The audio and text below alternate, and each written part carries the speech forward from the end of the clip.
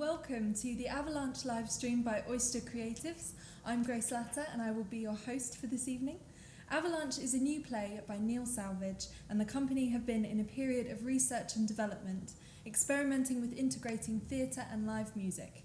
So tonight you can see some exclusive footage of work in progress, and we'll be talking to the company and director. If you'd like to ask any of them a question, then email us on oystercreatives@gmail.com or any of our social media platforms.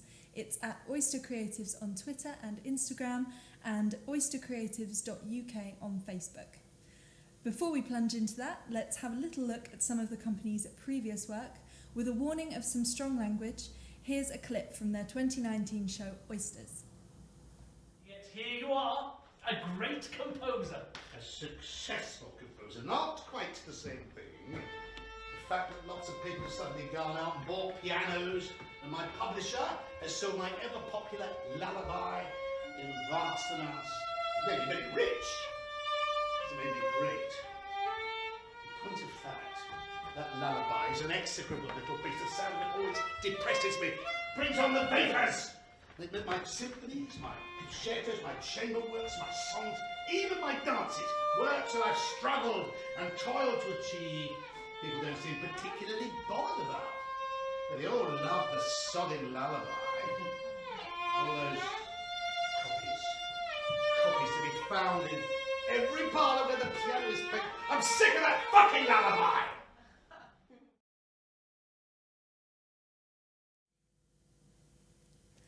I am joined by Neil Salvage, who we just saw playing Johannes Brahms.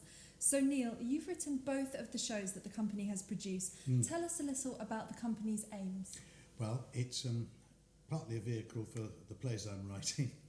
I'm very interested in contemporary issues, but strained through another era to give it to give it a universality, really.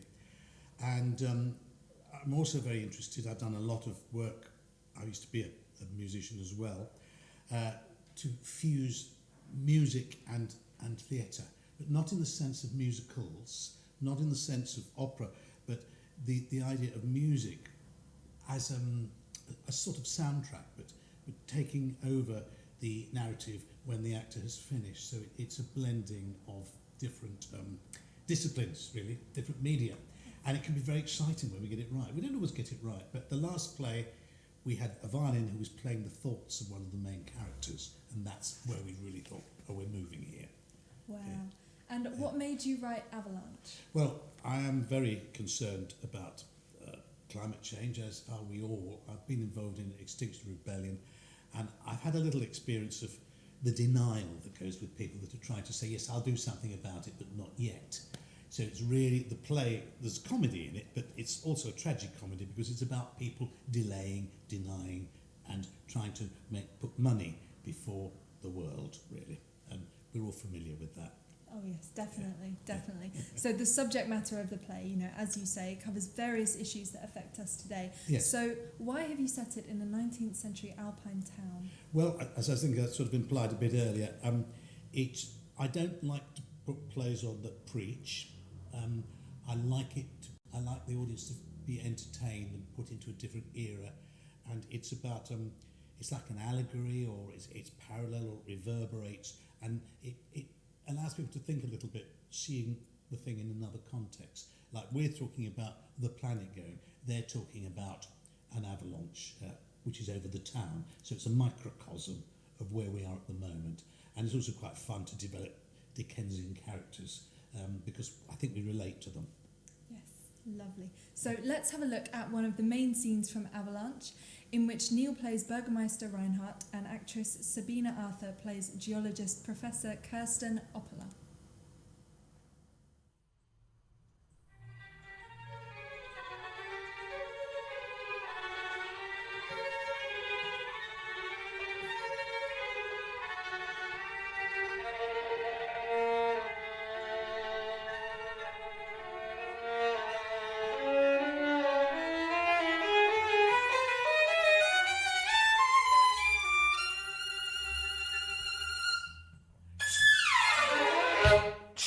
And thunder my dinner! You've hidden it. Oh, This is insupportable. You're not insane, are you? When the whole world is insane, sanity appears as madness. I am merely trying to help you concentrate your mind and afford myself some minor amusement. For what I have to tell you is anything but funny. All this has been to wake you up, Herr Bürgermeister. We all need waking up.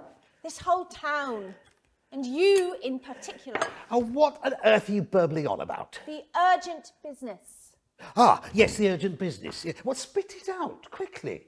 My patience is all but exhausted. It concerns the town. Does it indeed? To be serious, it is a great cause for concern. Cause for concern? For the town? You jest, Professor. Things are going very well at the moment. We're making great progress. Fortune has actually really been smiling at us of late.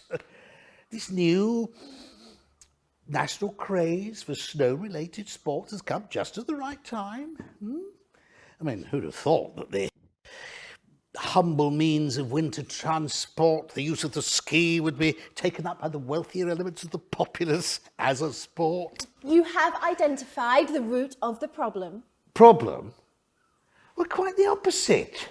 I mean, here we are, nestling under the snowy mountains, providing the most perfect slopes craved for by these snow sports people, and thus bringing great wealth into the town at all levels. Building of hotels, the development of restaurants, the providers of ski instructors, and everybody is doing very well out of it.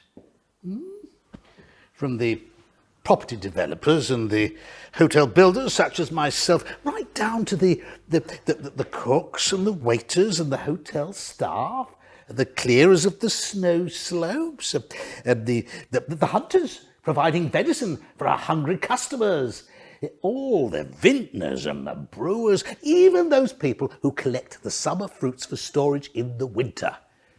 These are times of great plenty. The sunny uplands of abundance beckon us. It's a good time to be alive. You paint a happy picture of bounty indeed, but there is a brooding cloud hanging over the aforementioned sunny uplands of abundance. Brooding cloud? I'm afraid so. What brooding cloud? A brooding cloud identified by one word. What word is that? Avalanche.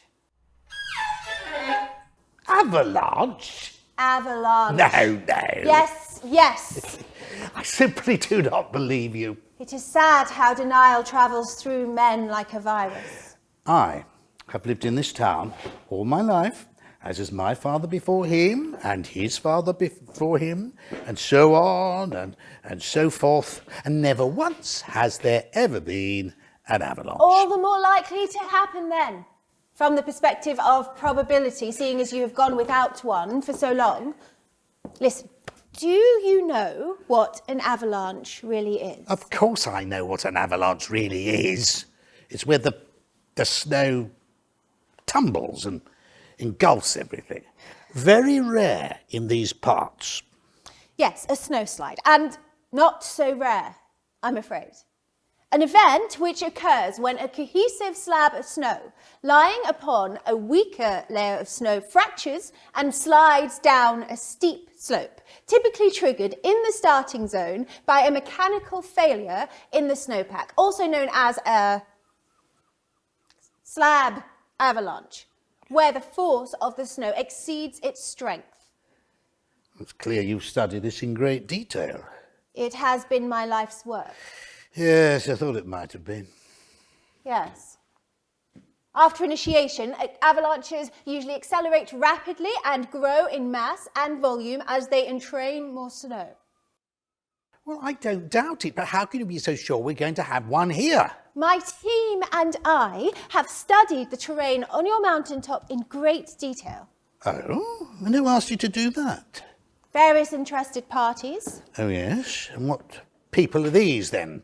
Other snow sports centres worried about the competition? You should be grateful. My studies could be the cause of saving many lives. No, I'm smelling a rat here. I repeat, how can you be so sure we're going to have an avalanche here?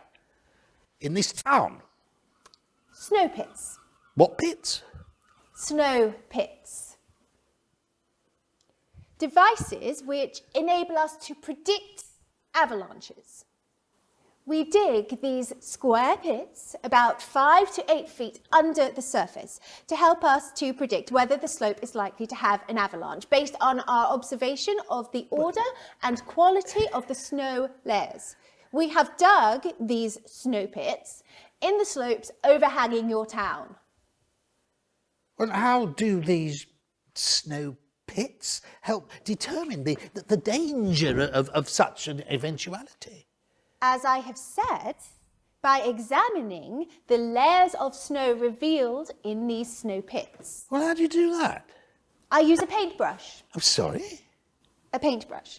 A paintbrush? A paintbrush. The use of a humble paintbrush will tell us if the slope is likely to have an avalanche. If the higher layers are brittle, the slope is more prone to avalanche, and the layers on your slopes are as brittle as treacle toffee. Furthermore, given the geography of the place, the threat of damage and risk to human life is enormous. So when is this avalanche supposed to take place? We cannot tell. It may be years hence, it may be tomorrow. No way of knowing, only that the likelihood is great. How very useful. All building work, all human traffic across the slope must stop forthwith. Do you realise what this means? Ruination. And how can we survive as a town with our means of support, our living taken from us? How did you survive before the winter sports development?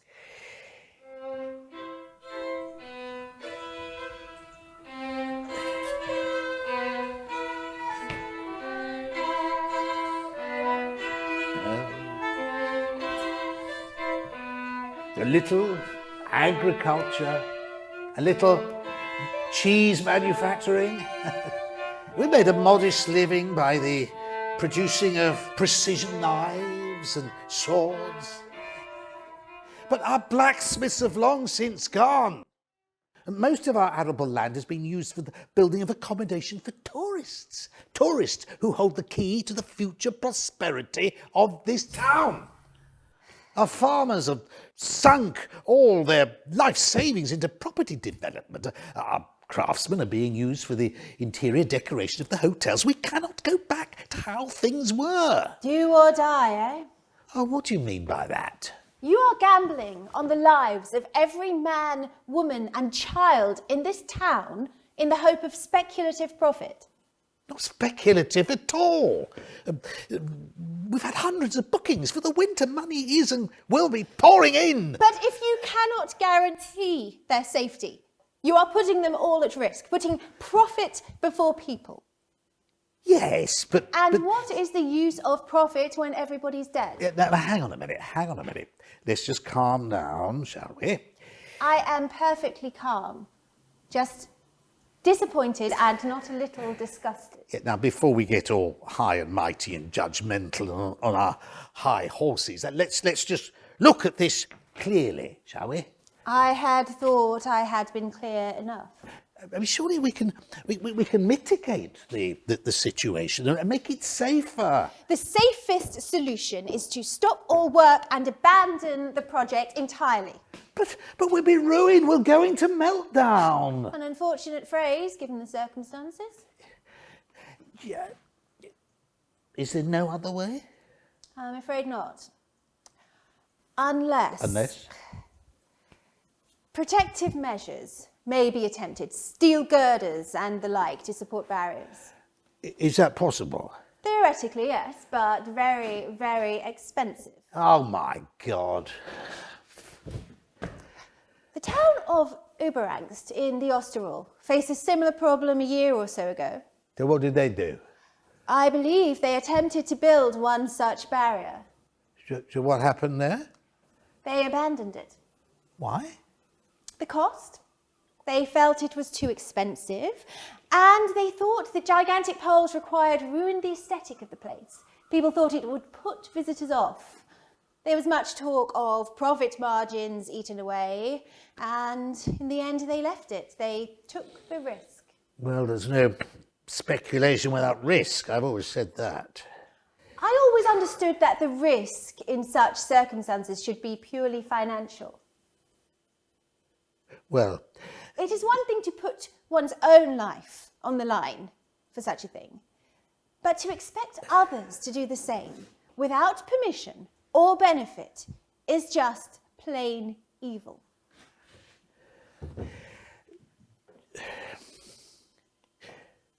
what happened in Uberangst? They built a holiday centre, which brought many visitors and much wealth into the town. Well, there you are, you see. A week ago, they had a major avalanche. The whole town was buried. Nobody was saved.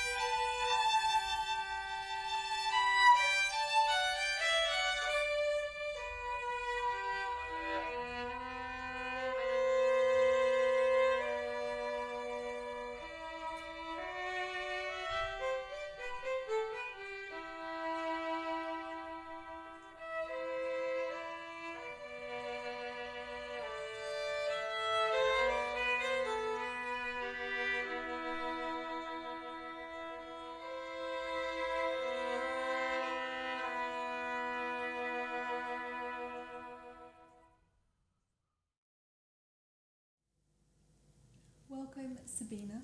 Tell us a little about your process as an actor. Well, I start with reading the play as many times as I can before rehearsals and getting all the information that I can out of it about the character, period, everything that I can extract from the text, and then supplement that with research. So for this, I looked at female academics in the 19th century. I tried to read a bit about avalanches, so I feel that I knew a little bit about what I was talking about. And then you start to think about who that character is. So you create a picture from that information, and then can work on what she wants and what she's doing to get what she wants, and you kind of plot that through each scene, what she's doing to the other character to get what she wants at every point, which we call actioning. And then when you get into rehearsals, you can play with that. That's sort of a basic structure, and some things will change, some things will develop depending on what you get from the other actors and the director. And that's like, normally rehearsals are about a 4 or 5 week process, and with this we sort of filmed these streaming scenes about 5 days in, so it's the start of developing the characters and starting to figure out who they are, really. Yeah, amazing. So how important would you say that inclusivity and diversity is in theatre? Massively important. I think it's important everywhere, that especially in public life, that it reflects, that it represents, that, you know, that there's representation everywhere. But in theatre, I think it's really important that it reflects the world that we live in, and that we see ourselves on stage. That, you know, everybody wants to be able to see themselves reflected on the stage. But I think it has to go beyond that as well, and it has to be throughout the structures of theatre, because it can be quite hierarchical. And even though we've seen more diversity on stage, and, you know, like for example, like more black and brown faces on stage and screen, it's still like the people who have the power, and a lot of the time still white middle class men, or sometimes women, but to a lesser extent. So I think that that sort of decision making and the power needs to be shared, and that's where theatre needs to go now, I think. Absolutely, yeah. And how important are the issues in Avalanche?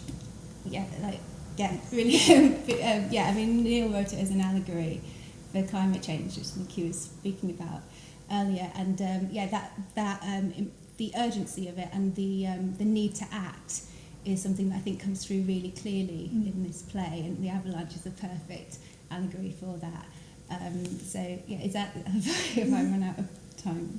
You're fine. You're fine. So I think that we've got 10 years now. I think 2 years ago they said we had 12 years to do something, and now time's running out and not very much is being done.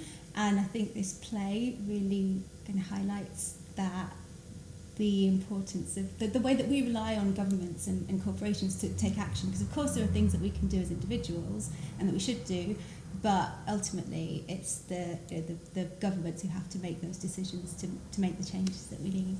Absolutely. Could not agree more. Thank you so much, Sabina. And now let's meet a new character, Frau von Metzler, played by Eva Pope.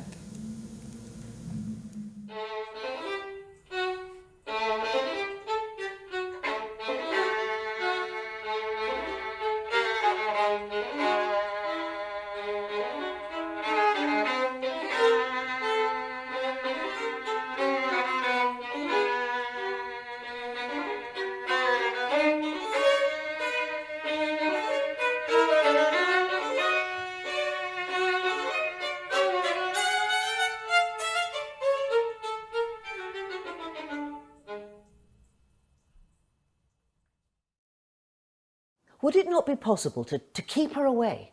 Kidnap her? Obstruct her? Too late for that, I'm afraid, madam. Or ruin her reputation? So that her pronouncements lose any shred of credibility, yes. The local press would be ever ready to assist in such a matter, especially as I possess the controlling interest in that particular representation of the Fourth Estate.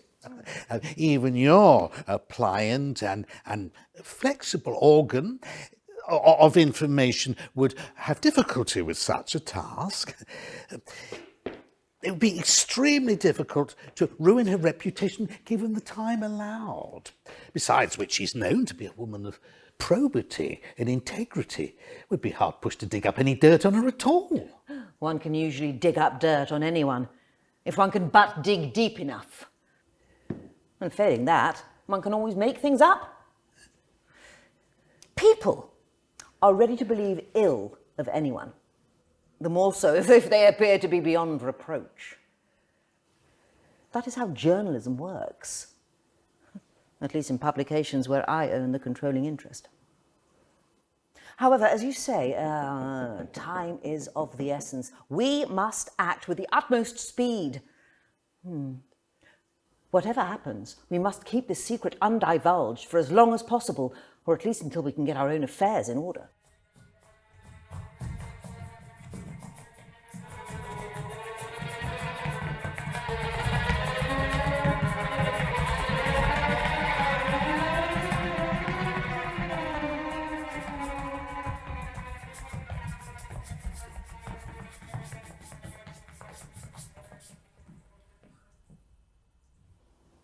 You must find a way to cancel or postpone that meeting. I suppose I must.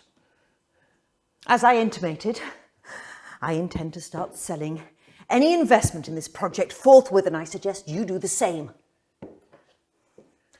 Discretion must be our watchword, and you must invent a good reason for your broker, who I believe is the same as mine. Now, to avoid a market panic, it must appear that the assets we wish to shed with rapidity are available by great good fortune. The purchasers must be in a position where they can hardly believe their luck. What of the people of the town? We are in a damage limitation exercise concerning our investments. And we have the knowledge to effect this course of action. And I suppose, once the task is completed, our only option is to flee. The townsfolk must take their own chances. Our survival is dependent upon their being in the dark for as long as possible. Darkness makes everything disappear. But only for a short time. and it makes nothing go away. So we must act with speed. Before the inevitable light of truth shines out. We can never hide the truth for long. It is difficult to accept, so we pretend not to see it.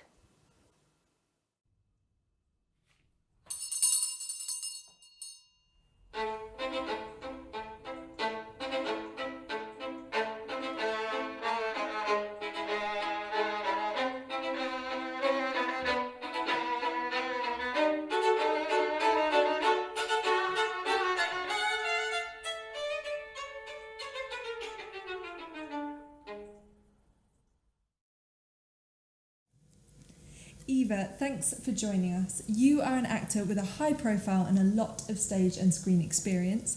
How different was it working on this project from other stage and screen productions that you've been in? Okay, well, for a start, this has been a lot shorter because I was brought in at the last minute. They'd already been rehearsing for a week and I came in for the second week because somebody had to leave. And so, yeah, it was very in at the deep end. So that was a shock. Also playing a character so much older than myself and so sort of beleaguered in many ways has been interesting. Yeah, I mean, I love doing experimental stuff and feeling it out, and I love all this, the way we're going to search through and through the piece to find what it really means, and that's a real excitement for me. So I've not really done much of that before. Really? Yeah. Oh, amazing. Well, you said about your character, you know, being much older, and how did you get into that character, and how did you become kind of the unsympathetic Frau von Metzler? Well, again, I have yet to really delve into her, because really it was just learn those lines and get out there and follow your instinct. But I have played quite a few evil and horrible people before. I don't know why, but I do get them. And I think she probably is the most evil. I'm looking forward to really getting into that because she's so, she has no conscience. Her morals are, you can't find them. And she really is someone who I have never met before. I've never met anyone like her before. It will be such it would be so fantastic to really discover what makes her tick. Yeah, absolutely. So what is your connection to Oyster Creatives? Oh, well, I've known the guys who set this company up for 30 years, especially Neil, who we met on a theatre job around 28, 30 years ago, and became firm friends, and with Lynn, his wife, and Nick is a friend of Neil's, and we just are really, really close. They're dear, dear friends of mine. And we've wanted to work together for so many years, and we have really strong ethical similarities, and, you know, what this play is about means an awful lot to me. I'm very, very passionate about all that sort of thing. So that's how I got involved, and I hope it means we do more together. Hopefully. Yeah. Now, at the end of that clip, we heard von Metzler's theme, and we're joined by the two musicians who feature in Avalanche. And first of all, I'm going to talk to ELEANOR Ryan. Hi. Hello. So this is your second outing with Oyster Creatives. As musical director and performer, how did you become involved with this company? Oh, well, I first found out about the company, it would have been probably December 2018, I think, and I had just come back from living in Trinidad for 9 years, where I had worked with the University of Trinidad and Tobago, and we had set up an academy for performing arts. And what was particularly unique about that academy was that we had a lot of interdisciplinarity going on. So when I did my master's degree, back in, well, a long time ago now, I was at the Royal Northern College of Music. We really were just doing music, you know, but in Trinidad we were working with theatre people, with music production, with dance, with people involved in the carnival. And so when I came back to the UK, I was really interested to look for projects that would have that sort of interdisciplinarity to them. And Oysters, they actually put in a little ad in the Royal Northern College of Music alumni newsletter. We're looking for a violinist who might be interested in performing a character on stage and playing excerpts of Brahms. And I thought, oh, this looks good. That's you. That's me. Yeah, that's how I got involved, yeah. Oh, that's amazing. So is the work of a musician in a play a very different experience from playing in an ensemble or a band? It is extremely different, but it does draw on a lot of the same skills. right? So when I've been on stage, particularly when I did the previous production about Brahms, there's this element of having, particularly when you're playing, like having to keep what the actor's saying coming through, like listening, and reacting all the time, and trying to sort of judge the balance, and being very conscious of the way in which the music hugely impacts the sort of the feeling of a scene. You can have a lot of influence as a musician with the actors, what's happening on the... and that's a little bit different from playing in an ensemble, particularly when, you know, the music's been written by someone else, and there's a different way of using the body. Because, you know, if I'm playing in a quartet, I'm here, I'm sitting on the stage, I'm not moving, I'm on my seat. But as soon as you put it in the theatre, there's a whole world opens up for what you can do. Yeah. Amazing. So can you tell us a little about composing through improvisation? Well, I mean, I suppose all composition comes out of improvisation to an extent, right? Sure. That's where all composers would start. But what's really exciting about this project is that we're in with the production right from the beginning, and myself and Sam, the other violinist who you'll talk to in a second, and Yoonji Kim, who was with us last week actually, or not last week, but in the original iteration, we've had to change musicians halfway through. We would sit and listen to what's going on, the discussions going on with the actor and the director. Who are these characters? What are they about? What's going on? What are the themes of the play? And all of that, I just sort of allow that to feed into my subconscious in a way, and then go off to another room, talk with my fellow musicians or other violinists about what kind of images come to mind. Who is this character? Are we going to create a background sort of thematic, evocative moment, or are we trying to enhance the character in some way? And so we just play around with things, and just it's amazing how something will just emerge that seems to fit. And I think we've managed to find some things, even though we haven't been working on it for long, we've managed to find some things that I think do work pretty well, yeah. Amazing, brilliant. Oh, well, thank you so much for chatting with me. You're now very we're going to swap you over with Samantha. Now joining us is Samantha Brown, the other violinist. Hi, Samantha. Hello. So I hear you are still a music student. I am. What is it like being thrown in at the deep end with this theatre company? It's been a wonderful, pleasing experience. So I'm stepping in from Yoonji. She commissioned me to be in this production, and it was really thankful for me because I've never done things like this before, and working with actors. And it's been a really enlightening and new experience of just creating the emotion and the setting, the background for and just the tunes for the piece. It's really wonderful. Yeah. Oh, that's great. And how do you feel about the integration of music and theatre? Do you think it's something you'd like to do a bit more in the future? Definitely, yeah. I really feel that when me and Eleanor, we were creating the tone and the emotion for the characters of the pieces that we were doing for Ulrich, who has this kind of jaggedy kind of not really knowing what he's doing, and we really did get that out in our playing, and just creating the different themes, or like the Metzler theme where it's very dark and sinister, and you really get a tone of what the characters are like, or when the professor, when she says the whole the avalanche has gone down and the whole town has died, and we create this mood that's really moving and emotional, and it really does help with setting the tone for the whole performance. Yeah. Absolutely, I completely agree. So now we have our next scene, which features Eva Pope and Nicholas Collett as Ulrich Wohler.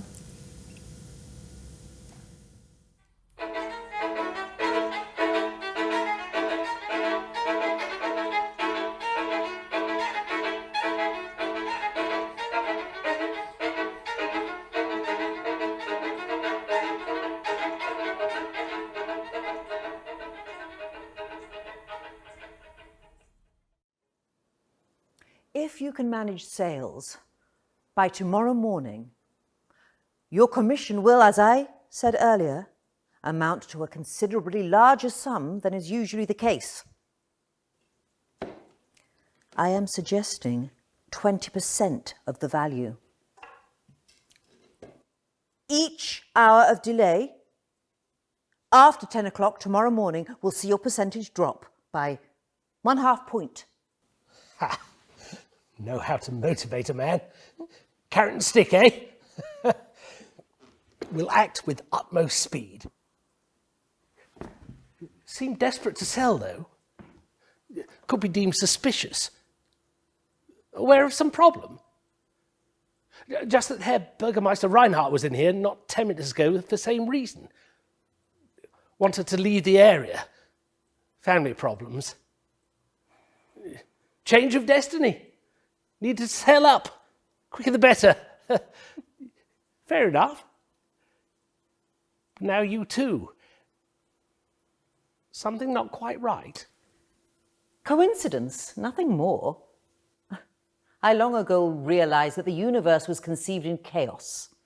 Consequently, we inhabit a world of random and seemingly illogical events. Ah, not a religious person, then? Oh, I certainly believe in God. But it is a God with a singularly perverse and cruel sense of humour. A love of chance, a devotion to untidy and slapdash procedures. Goodness. Oh, I begin to wonder whether there is any goodness involved at all. It all seems like some bleak joke. And coincidence is a byproduct of this strange condition? Precisely. See your point. I find it hard to believe in coincidence. On the other hand, find it harder still to believe in anything else. Also, Herr Reinhardt revealed himself as being in unstable state. Called emergency meeting of council earlier. And member of council, see? 2 hours later, cancelled it. Rum. Not himself. He works very hard. I have no doubt, like myself, he is ready for full retirement. Indeed. Pity. Both of you missing out on greater profits. Nevertheless, we'll prepare necessary documentation. Still time to contact clients with an interest in your wares before close of business. In fact, we'll have difficulty swatting off flies from around your particular jam pot. Forgive the metaphor. Communication, no difficulty with new device. Telephone. Leave it with me. Meet tomorrow, 10 sharp. A satisfactory conclusion, then. Good day.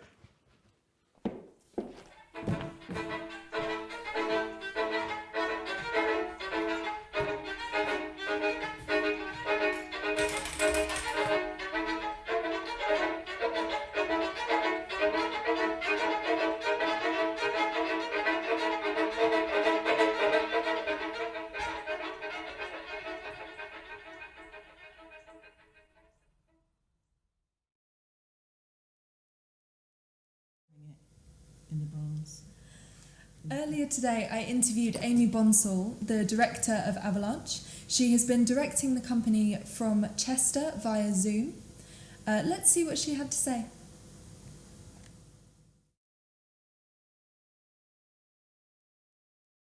We're now joined by Amy Bonsall, the director of Avalanche, with us via Zoom from Chester.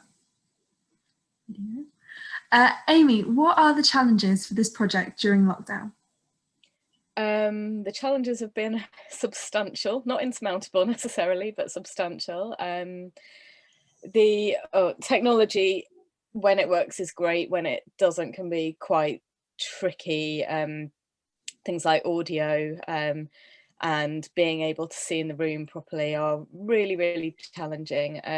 It actually completely changes the way you work and your relationship with the company in the room, which has been a bit of an ongoing process of development to try and make that work better. And as with any process like this, you always learn as you go along. So it's definitely been a big learning curve. And of course, none of us have any idea how long we might be working like this into the future. So I think it's been a great opportunity to just sort of try it out, see what works, see what doesn't quite work so well, and develop a way of creating new work under really challenging circumstances. And we have managed to do that, which is something that I think everyone should be really, really proud of.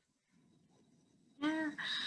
So you've directed both the productions of Oyster Creatives. What is it that attracts you to work with this company? One of the things I really like about Oyster Creatives is that they've been incredibly understanding about myself as a parent, and that as a small company, we're able to adapt to individual circumstances of creatives, which is actually really empowering, because I don't know whether many people know, but there seems to be a huge drop-off of women of a certain age in the industry because of caring commitments and things. And actually to find small companies who are able and willing to embrace that and, you know, work around and with those challenges is actually really refreshing. So that's the first thing. But secondly, I've always very much enjoyed working with Nick, and then he introduced me to Neil, and I've greatly enjoyed that. And it's great to be able to see a project through right from the very beginning, rather than getting a script that's been done numerous times up and down the country over the last 50 years, to have something that's new that you can actually put a bit of your own creative stamp on as well is really exciting. And it's quite a privileged position to be in, really. So I've enjoyed that. And thirdly, I think it's great to be able to explore the boundaries of live music fused with performance, with theatre performance, and the challenges of people working across genre and across discipline is also something that's really, really refreshing. And it's great to see everybody on a learning curve and everyone learning and developing together. So that's not to say it doesn't have its challenges, it does, but through those challenges you can create some really interesting and innovative work, and so that's really exciting to be a part of. Oh, that's wonderful. Thank you so much, Amy. That's been great talking to you. Let's now talk to costume designer Maddie Sinclair. Maddie, how do the costumes in this production reflect the ethos of the company? Well, in line with the ethos of the company, which of course is all about the climate crisis, climate chaos, in fact, I would say, I've adapted my original couture techniques to become a sustainable and less wasteful designer. So the key note to all of the costumes that we have seen tonight, they are all capable of being brought back to an original garment. So, and also they've been recycled. So, for example, Frau von Metzler's outfit was used in the bronze with very little changes for this one, but it was just perfect for the character, and why not, you know? And Kirsten's waistcoat was in fact belonged to my husband, Neil, and was brought down from a size 44-inch chest to the very tiny, delightful 32-inch chest. Perhaps I'm saying too much here. But the techniques I use a lot of hand stitching now, and everything is tacked so that it can be afterwards. I can pull the tacking stitches out and even save those, so they get wound onto a reel. So everything is as sustainable as it possibly can be, and it does, of course, affect the actual cutting techniques as well, if you are doing any cutting. I mean, basically, I'm trying to cut out on cutting altogether. So, for example, this thing is just a square of fabric with a hole cut, but it's not a hole. I can actually piece the whole thing back together and stitch it underneath to turn it back into a whole piece of fabric. So yeah, that's the ethos, sustainability all the way. Absolutely, love that. And you mentioned Frau von Metzler's costume. How long did it take you to make it? Well, it's a bit of a cheat, really, because the magnificent piece of the front panel on the skirt, that is actually authentic. I would say it's sort of Edwardian, if not slightly earlier. And I mean, ever since I could sort of feel fabric, basically, I've been collecting vintage pieces, and I've got a massive store at home. And that finally has seen the light of day. I had it for about 35 years put away until this production. So I gave birth to it, so it's properly recycled, and yeah, it's just amazing. I mean, unfortunately, all the threads that are holding the beads on are actually perishing, so I have to cheat and spray it with glue to make sure that they don't shed too much, you know. But it's a real labour of love, and what I've really enjoyed, I'm going to plug Craftivism here. Go for it. Which is all about slow sewing, and it's it's so good because you're actually making contact, you know, with the materials, and you're actually thinking your way through it. And it's not this sort of great rush, which is so common in theatre. You know, everything's slapped together in a great rush, but it's sort of put together and then thrown away, discarded. You know, this is about like treasuring and doing things in a slow, determined way. Yeah. Wow, well, that's So, brilliant. Thank that's you that. so much. It's been lovely to chat with you. Yeah. So in the next scene that you're going to see, Professor Oppola meets the investment broker. If you could come round this afternoon to sign the necessary documents. We are all in mortal danger. Property too? You are fiddling while Rome burns. Authorised to quote, low price, quick sale, 70. You do know why he is leaving. Desist from interrupting, Professor. Cannot hear conversation. I said, do you know why he is leaving? Family reasons. And no doubt Frau von Metzler too, if she's in his confidence. Off to Tuscany for her health. We are going to have an avalanche.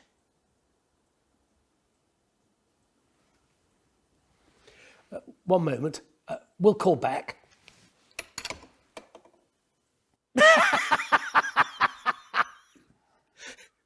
An avalanche? Yes. How do you know? I have made great study of it. The scientific evidence is overwhelming. Nonsense. Unheard of in this area. What is it about people involved in money-making that makes them blind to the rest of the world? That is the reality, Herr Wohler. Reality? Yes. It may not be what you want it to be, but it is the reality we now must face. Now, you can deny it, or try to will it away, or you can accept it and not waste any more time wanting it to be different, because time is what we do not have. An avalanche, you say? Yes, a very real and imminent possibility. The purpose of the meeting was to inform the council so they could put in place preventative measures. Preventative measures? Barriers, large ones, to support the weight of the deluge. And Reinhardt cancelled the council meeting. It would appear so. And tried to keep the danger a secret? Indeed. And tried to liquidate and sell his assets and investments without telling anyone that their value would plummet? Looks like it. Absolute bastard!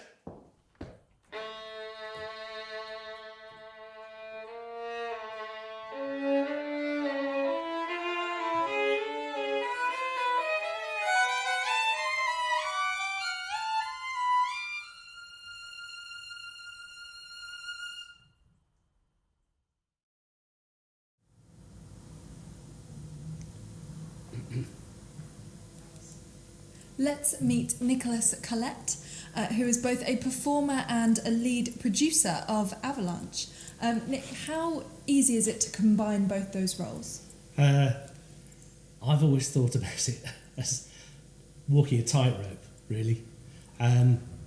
Every time you think you've got a bit nailed down, it's like jelly, it just skitters away. So you're constantly having to... you can plan ahead as much as you like, but I guarantee when you're producing and performing, you'll be in the rehearsal room, something will come up, you have to break off and you just have to go and sort it out. But what I have learned over sort of doing it for many years now is that generally speaking, because communication is so much easier, you can just go in the rehearsal room, you just leave everything outside, you just go in. Brilliant, Yeah. great. And what plans do you have for Avalanche? Well, the last time we kind of did this exercise with Oysters, which was the first show we did, we rehearsed a version of the show, and then we took it over to Adelaide Fringe, played it there, got some really constructive feedback from audience and critics, which was really useful, and then we got some money from the Arts Council of England to tour it. So we did a tour around England and Wales, about 17 venues, and again, more feedback from audiences, which has helped us sort of shape the next version Oysters as a show, which we hope will be mid-scale. And we're really hoping we can get enough money to use a string quartet. That would be ideal.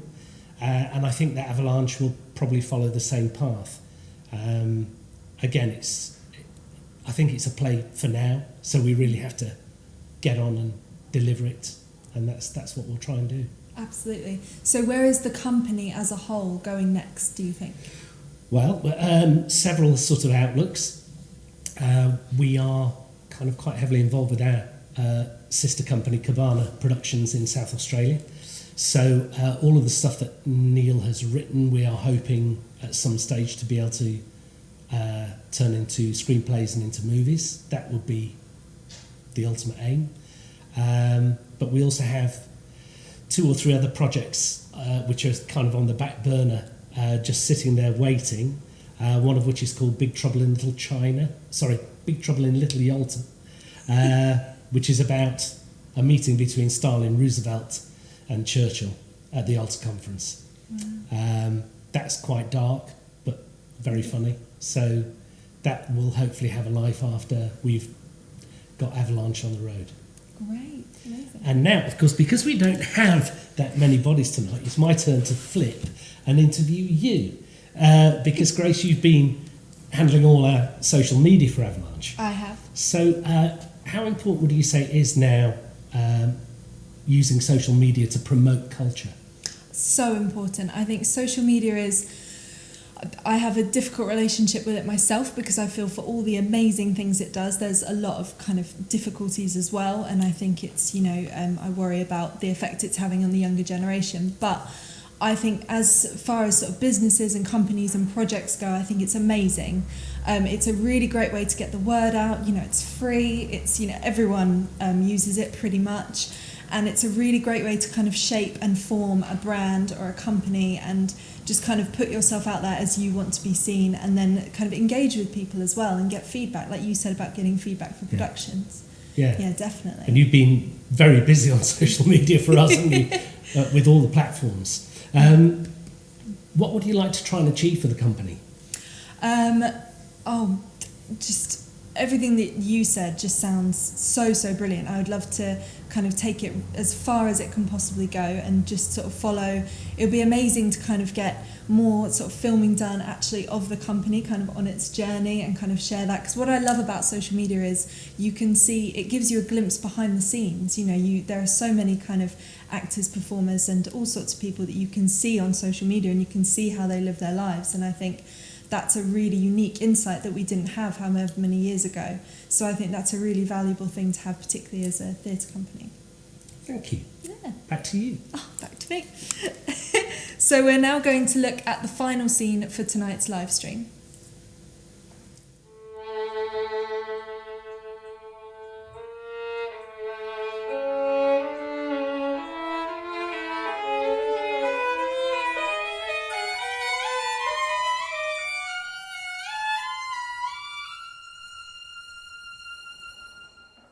You are just clever enough to make money, but dull enough to want it. I had plans. For what, fat man? Your greed is fat. A fat demon with a small mouth. Whatever you feed it, it's never enough. What the hell are you talking about? Don't you want wealth? There is no wealth but life. Oh, that's easy for you to say, but profit... Profit should never come at the cost of human blood. I don't know why I bothered. I came here to press you to do the decent thing, to abandon your useless flight and send out the town criers, evacuate the people for the benefit of the town. That is your responsibility, is it not? Your function in public life as Burgermeister? But I'm wasting my breath. You are blind to all but your own useless concerns. Useless? Yes, useless. 2 days ago, I came to you with a warning and a solution, but you rejected it for your own selfish concerns. and chose to sign the death warrant of everybody in the valley. As a human being, you are damned. You are finished. What is it? Not very well. Yes, you look very poorly to me. So you are finished then. I think you might be right. I don't know what I'm doing. I've disliked, even hated myself for a long time now. What am I doing? What am I? Running away and leaving everyone in the shit. Just like Papa. Yes, I'm finished. I don't know when it all started, but as long as I can remember, I've tried to numb my mind, my heart, so I've no need to be broken. No need to bother. Perhaps we're all finished. Perhaps none of us deserve to survive this avalanche. There is no excuse for who you are, is there? For what you and your like have become, what you and our species have made of ourselves. Putting profit before people, putting money before morality. Dividends before decency. I know. And putting your own trivial comforts before the unspeakable agonies of others. I don't deserve to live.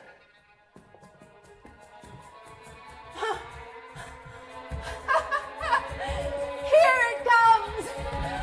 The sound of Mother Earth laughing in our faces! I am a fool!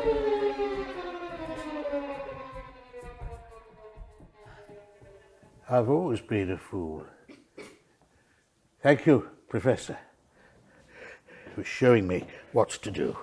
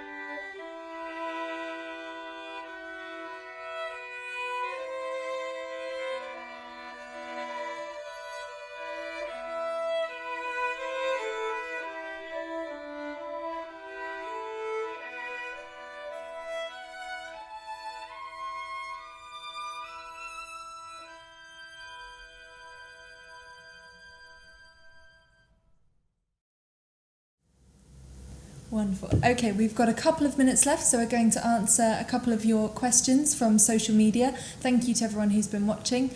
For those of you who weren't able to make it this evening, the recording will be available on the Oyster Creatives YouTube channel for you to watch at your leisure. So first we're going to answer a question from Sam in the YouTube comments. They have asked, are these violin parts original compositions? Yes, they are. Obviously, I think we got a little bit from Eleanor and Samantha earlier. So what's been happening in the rehearsal room is there's been a mixture of improvisation, responding to scenes kind of live while we're rehearsing them, and then maybe Eleanor and Sam going off to huddle for a bit and maybe scoring a bit, maybe leaving some of it quite free.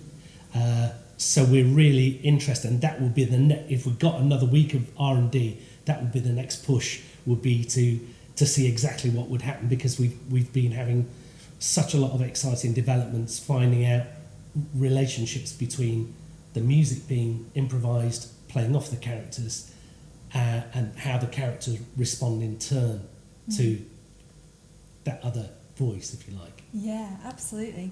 So our next question is from Erin via Facebook, and they have asked, how did living and creating through the pandemic and lockdowns change your instinct once back in the rehearsal room / filming the scenes? Okay, well, it didn't just change our instincts, it changed everything.